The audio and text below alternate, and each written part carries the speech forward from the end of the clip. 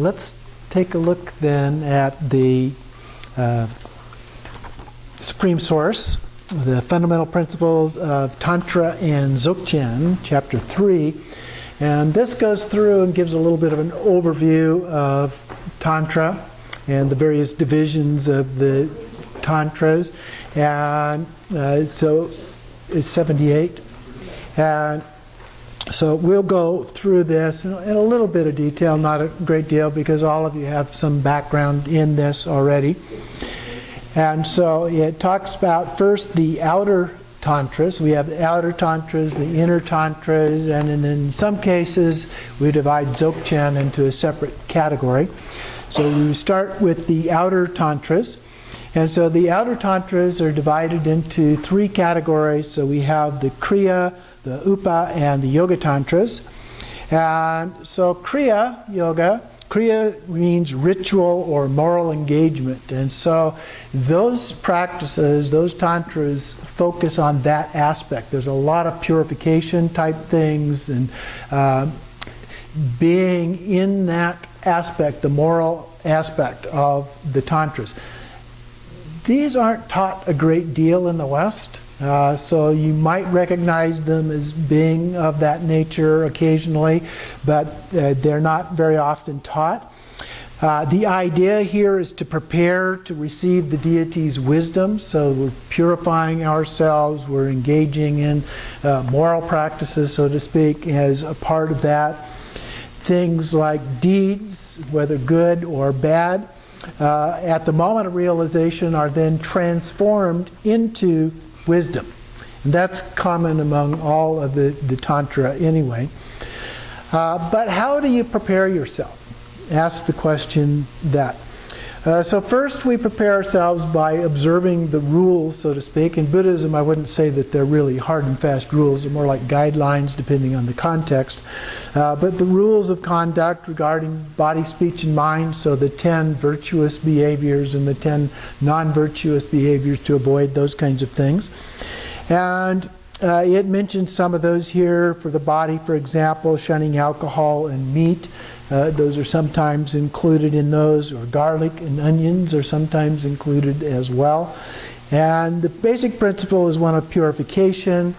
Our vision is still fairly dualistic in terms of how we approach that. In terms of the body aspect, we may do prostrations as a part of that.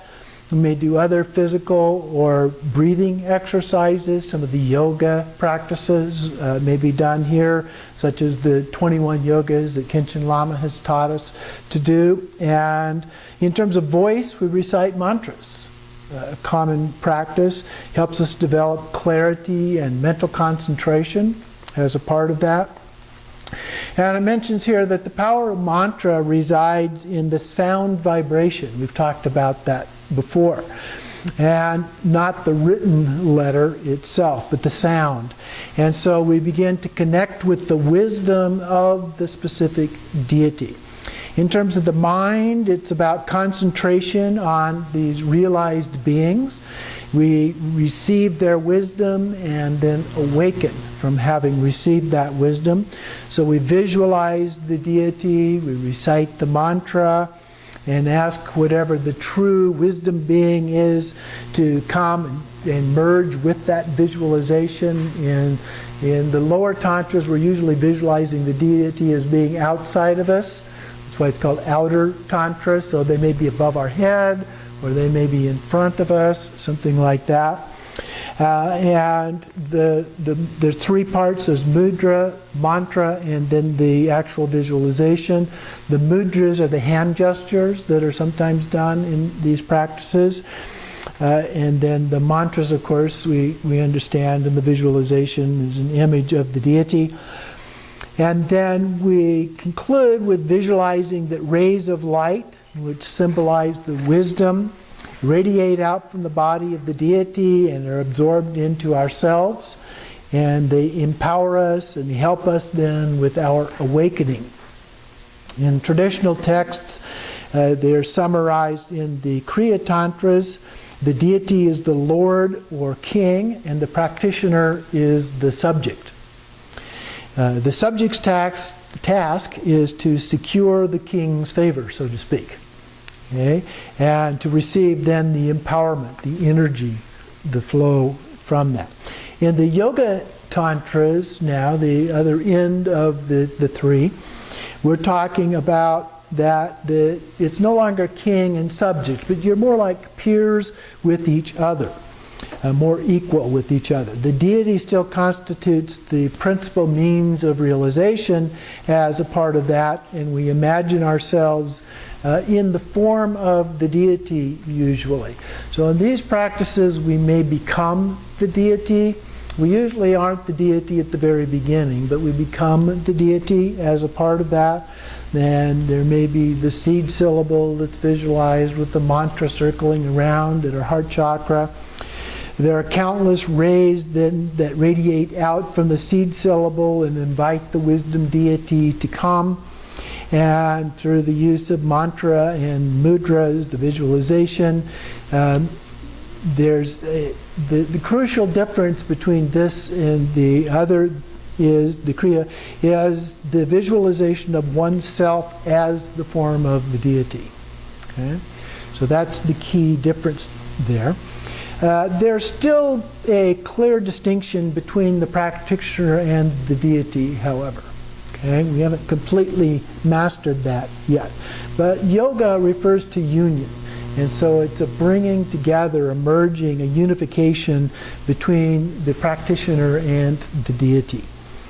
In the upa, which is the one in between those two, kriya and yoga tantras, it's kind of a halfway point between the two. There's still some of the purification kinds of things going on, and there's still some things in terms of looking at the deity in that way and becoming the deity, but it's kind of a halfway point in between the two. It points out here that in Tibet, for the most part, those intermediate ones were really not taught, so for the most part, people were not too familiar with those until a little bit later on, as the tantras became a much stronger element with the sarma schools coming in, then some of those things were more often taught. The second phase then are the inner tantras. And so those are the next three levels, or sometimes referred to as just higher tantras or highest yoga tantra. And so here the deity is just a symbol of the primordial state being transmitted by the teacher during the initiation. And so even though the description of them is somewhat similar to what they are in the outer tantras, here they're really understood as more in a symbolic way. They reside, they exist in our mind as a symbol of these different qualities or characteristics. And so each deity has particular kinds of qualities associated with it. And so they represent and they embody those qualities, and in a way that symbolizes these things in ways that we become those deities so that we embody those characteristics, if you will. And there are different ones of these. One of the best known is Kala Chakra, but there are many, many others. Guhya Samaja and Chakra Samvara and Vajrayogini and so forth are all among these. In the modern division, the Sarma school division, these are divided into father, mother, and non-dual tantras. Is the usual association. And so the non-dual ones represent kind of the unification or a balance between the father and the mother aspects. But we're combining two forces when we do these. And so it's the father and the mother is kind of an emphasis. There's not a huge difference between father and mother tantras, but what is emphasized varies a little bit. And the mother tantras, we're talking about a solar or feminine kind of force or energy. And in the father tantras, we're talking about a lunar or masculine kind of an energy associated with it. And so the solar represents more the emptiness, the wisdom aspect, that's the feminine aspect. And the father represents more the potentiality, the clarity and material manifestation aspect, the skillful means aspect of these practices. And as I said, the non-dual practices have more of a balance between those two. Okay? It's not like in Dzogchen that tends more to transcend both of those, but it's more of a balance between the two. It also refers to the importance in terms of a different classification used primarily in the Nyingma tradition of referring to the generation and completion stages of the practices. And so the father tantras are sometimes said to be more in terms of a generation stage type practice, and the mother tantras are sometimes compared more to completion stage practices. The Nyingma masters that I've talked to about this tend to disagree with that. And they say, no, not exactly. That actually the mother and the father tantras really are aspects of Yoga Tantra, the outer Tantra of Yoga Tantra, and that completion and generation stages transcend those. So there are some differences of opinion about how these things actually fit all together, if you will. But ultimately what we're going for is what in here is referred to as pure abode, but we're more familiar with the term pure view. And so that's the idea. And again, it's a transition that we go through. So these in Tantra are considered to already be present in us. So it's a matter not of creating them within, but that either, depending on the philosophical point of view, they exist as seeds that need to be watered and fertilized and grown and so forth, or as fully embodied already in us, but hidden away. And so we have to reveal them by getting rid of the shroud or the peel or the husk or whatever is described, so that we can reveal the actual existence of these things. So these would be referred to as the Vajra body, speech, and mind of a Buddha. So we visualize the mandala. In this case, usually the outer tantras don't include in the mandala, but just the deity. So when we go into these inner practices, it has not only the deity, but a mandala of associated beings. There's the celestial palace, there's the charnel grounds, there's all kinds of elements associated with that. And they go through different degrees of complexity as we do these practices. So we go through some that are relatively simple in structure, but then we get to something like Kala Chakra, which has literally hundreds of deities in the retinue, each of which we are supposed to visualize. And so that gets very, very complex in being able to do that. And then the fundamental principle here is transformation of the impure vision to the pure vision. Pure view, impure view to pure view, or illusory body into the impure illusory body into pure illusory body, and so forth.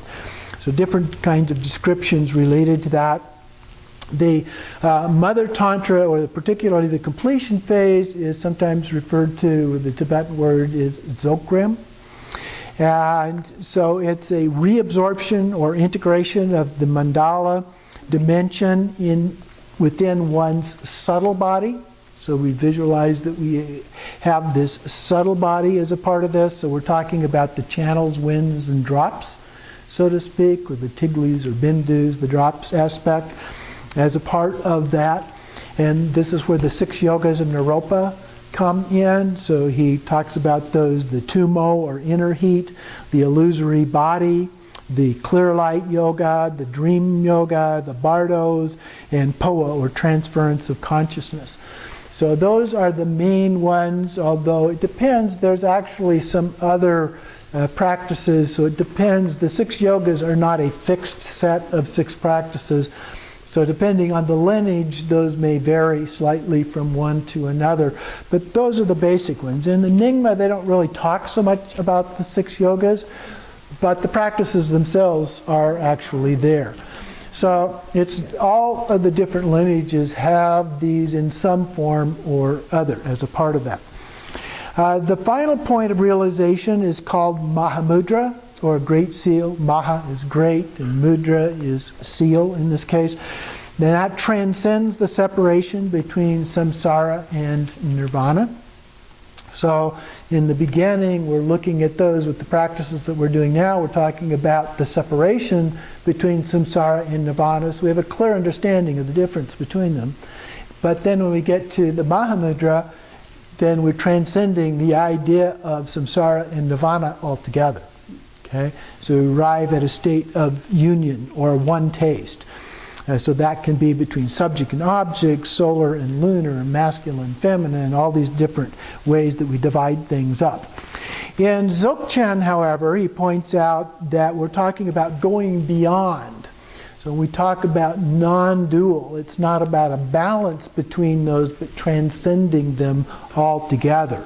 So it's a transcendence of that dualism. So on page 84, then he begins to talk more about Dzogchen, or Ati Yoga. Now, as I said, Ati Yoga is sometimes the third of the inner yogas in the way it's often described.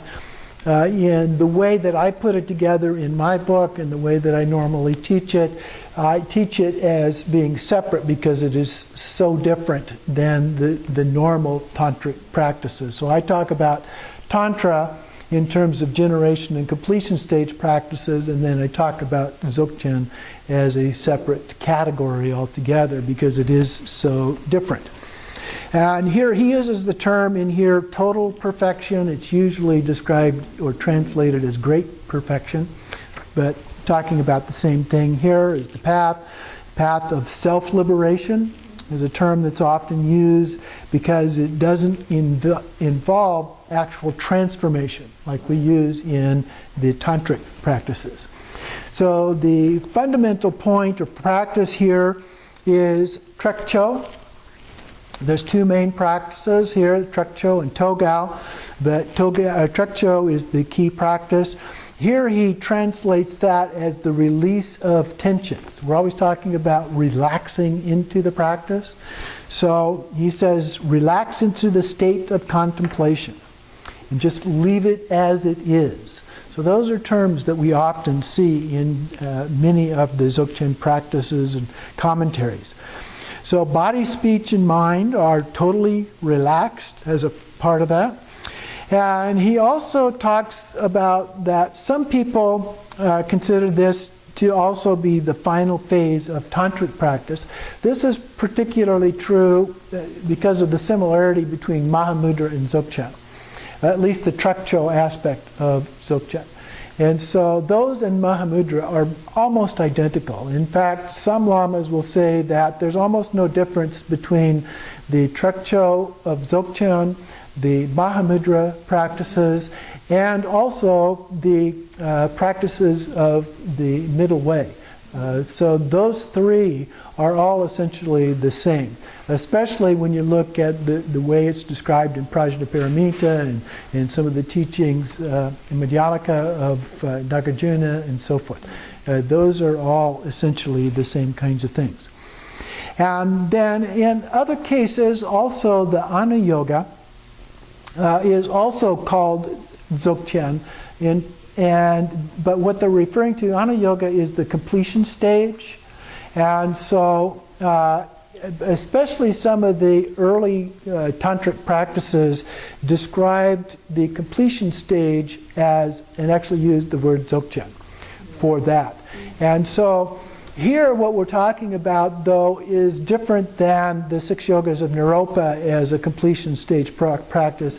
It's more like when you do a deity practice, let's say a generation stage deity practice, and first you generate the deity and maybe even become the deity, recite the mantras and so forth, and then you rest in the natural state. Okay? That is the state, the completion stage that's being referred to here sometimes as Dzogchen. And it's very, very similar, okay, as Trekcho. But terminology can get to be a little bit confusing sometimes when we look at these things. And so that's what he's referring to here. And so he says also that Dzogchen can be considered a complete practice just by itself. And there are some, including Namkhai Norbu, that teach these as a complete practice just in and of themselves. And there are some others as well. But most lamas today consider it to be part of this 9-stage practice, where it comes as the kind of pinnacle of all of the other practices. In my own experience, because I started out being taught in the Dzogchen practices after having spent some time doing Zen practice, I was kind of resistant to getting involved with some of the deity yoga practices. But when I did, I found that they really were helpful with the Dzogchen practices. And so it made me a believer that by going through these things in a sequential stage, you are much more likely to be successful. So maybe if in a previous incarnation I had had a better experience with Dzogchen or something, I might have been able to master it much more quickly and not needed any of those others at all. But maybe I needed to go back and refresh all of that in order to get some of the more subtle nuances and so forth of the Dzogchen. I don't know. But at any rate, there are those, it's important to be aware, there are those who teach them as being taught in a completely separate way, and others who teach them more in a sequential way, the way that I now do. So it says here that then there in the Dzogchen practice, there's nothing to change or improve. All that's necessary is to discover the real condition and to remain relaxed in that state. So this is often explained in Dzogchen. Now here we get into some terminology things that we find particularly in the practices taught in the way that Namkhai Norbu teaches these practices. And we don't always see this terminology in the way that other instructors teach this. So again, it's a thing of being aware of that. I don't know for sure. My suspicion is that because Namkhai Norbu includes both a Nyingma point of view and a Bon point of view in terms of Dzogchen, that some of this may come from the Bon tradition as a part of that. I don't know that for sure. Explained, so the Dzogchen is often explained as the base, the path, and the fruit. And so the base represents the primordial state, and that's further explained through the essence, nature, and energy. And so here he refers to a mirror example in terms of relative and absolute. I use this example a lot myself. I think it's a good one in those terms. And so the images are reflected in the mirror, and the mirror has the potential, or he uses the word potentiality, to reflect. And so that when we talk about things like Rigpa, pure awareness, we're talking about that as being like the mirror itself. And the things that manifest are the reflections in the mirror. So we understand the difference between the two, but at the same time, it wouldn't really be a mirror if it didn't reflect, okay? And we wouldn't have reflections if there wasn't a mirror, okay? So the two are really one in reality. But we still understand those characteristics as being somewhat different than each other. Another thing that can get to be a little bit confusing in terms of terminology here, he talks about the potentiality reflect, and he asks the question, what is the individual then? He says, it's one who possesses the primordial state of unconsciousness, which is comparable to the nature of the mirror, which is pure, clear, and limpid. And so he says that corresponds then to the essence, nature, and energy. He's using the word nature in two different ways here. So the terminology can get a little bit confusing if you don't understand the context of how each of those words are being used. So as you go through this and read it very carefully and try to understand that difference. Normally I don't use these words in this way, or this terminology in this way, because I think it is somewhat confusing. So in this state, then, everything becomes a quality of ours, and there's no longer any separation into subject and object. So this is the non-dual state, or any consideration of relative or absolutes. We transcend those, as I have said before. So then he talks a little bit more about essence. What is essence? He said the essence is basically emptiness, or shunyata. And that the true essence of material phenomena, and we always have to be careful when somebody uses the word true, the true essence of things. And then he talks about clarity, and he says the essence is emptiness, but that doesn't mean nothing exists. And we've seen that before in other contexts as well. So thoughts can arise. It applies to our senses as well. Other senses, in addition to thoughts, can arise. But he says this is because of our karmic vision. Okay? Because of karma. So things can arise as either being pure or impure. If they arise as impure, it's coming because of what he uses the term karmic vision. But the nature is clarity. Okay? So that would be the pure vision. So the energy is this potentiality. And so often I describe that in terms of the Rigpa, in this pure awareness. That's the potential for the manifestations. That's the mirror itself. It's not the manifestations. Okay? Those things manifest naturally from the mirror, from the potentiality. Or from a physics point of view, when we talk about energy, we divide energy into two categories. We divide it into potential energy and kinetic energy. So potential energy is something that has the potential to do something. Kinetic energy is the action energy that's actually taking place. So the analogy there, again, is that the potential energy is like the mirror, and the kinetic energy is like the manifestations. Okay? So different ways of trying to describe the indescribable, if you will. So this potential energy, he says, is the uninterrupted function of the nature of our primordial state.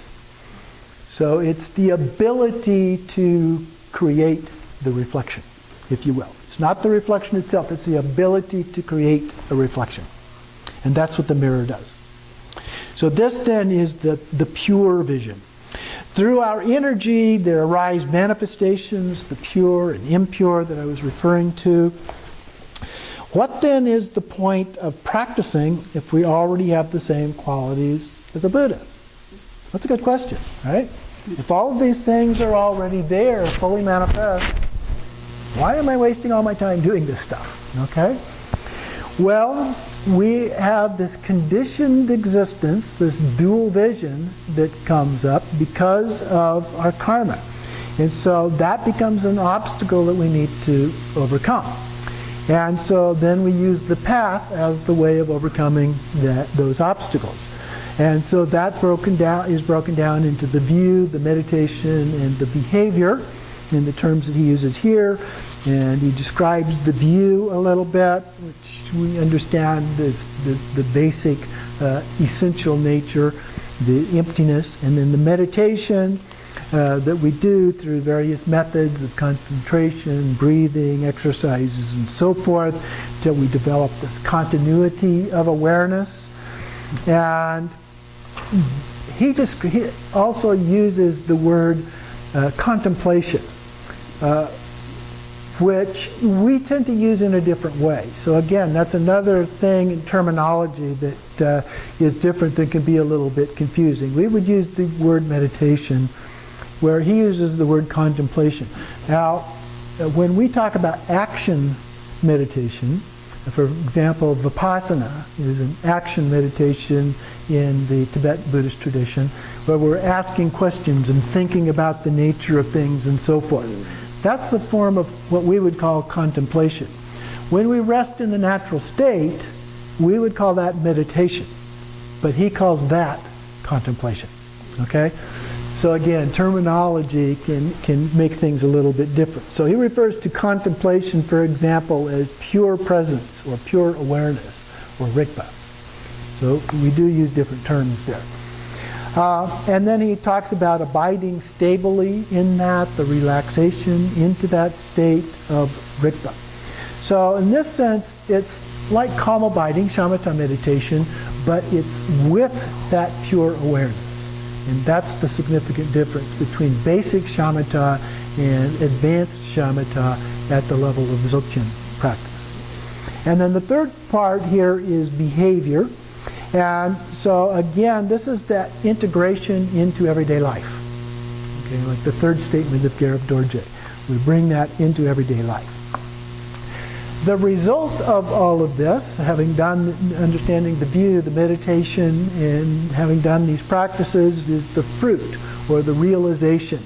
And this is the primordial state of this potentiality. It's the meditation. In fact, some will describe it as the view is Rigpa, the meditation is Rigpa, and the result is Rigpa. Okay?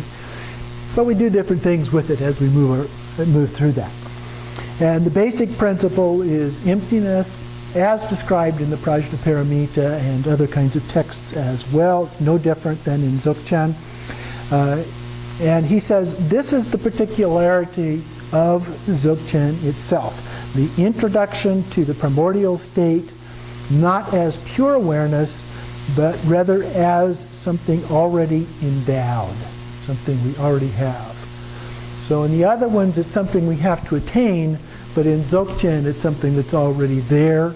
The practices are essentially the same, but what we're trying to do, it's more a philosophical difference than anything else. There are some differences in practices, but it's more one of understanding. So the fruit then embodies the three kayas, the Nirmanakaya, Sambhogakaya, Dharmakaya. As a part of that, the kaya means body. And so he talks then a little bit about the three kayas. So the Nirmanakaya is the physical manifestation. The Sambhogakaya, he translates it as either wealth or enjoyment. So, and then he uses the term wealth body, but most people translate it as enjoyment. So it's enjoyment body. I'm not sure either of those work really well. We're talking about the form of a deity, a rainbow body, if you will, kind of a form. Sometimes I use it as a spirit body. Sogyal Rinpoche talks about the comparison with the Trinity in the Christian tradition, which most of us are at least somewhat familiar with. So you have Jesus would be kind of like the Nirmanakaya, the physical manifestation. The Holy Ghost or Holy Spirit would be kind of like the Sambhogakaya manifestation. And then the Dharmakaya would be kind of like the God, if you will. So that's an analogy. It's not a perfect analogy, but it has a similarity there. So these are these qualities that manifest, if you will, and he talks about them in terms of color. So when we talk about a rainbow body, that's a manifestation in terms of color. The rainbow has color, but we can see right through it. It's completely transparent. And so that is the nature of a Sambhogakaya body. And then he talks a little more about the Nirmanakaya, having both pure vision and both pure vision and impure vision can manifest, but pure vision is the essence of the elements, where impure vision relates back to the karmic vision that he mentions earlier. So Nirmanakaya can also refer to the realized individual, such as Shakyamuni Buddha, or others, or Padmasambhava, sometimes, at least in our tradition, considered to be the second Buddha. Some others, particularly in Mahayana, refer to Nagarjuna as the second Buddha. So there are multiple second Buddhas out there. But there are many different realized beings that are described in different traditions. So Dzogchen teaching then, in its tantras, we talk about arising directly from Nirmanakaya. The tantras arise directly from Nirmanakaya, symbolized as Samattabhadra.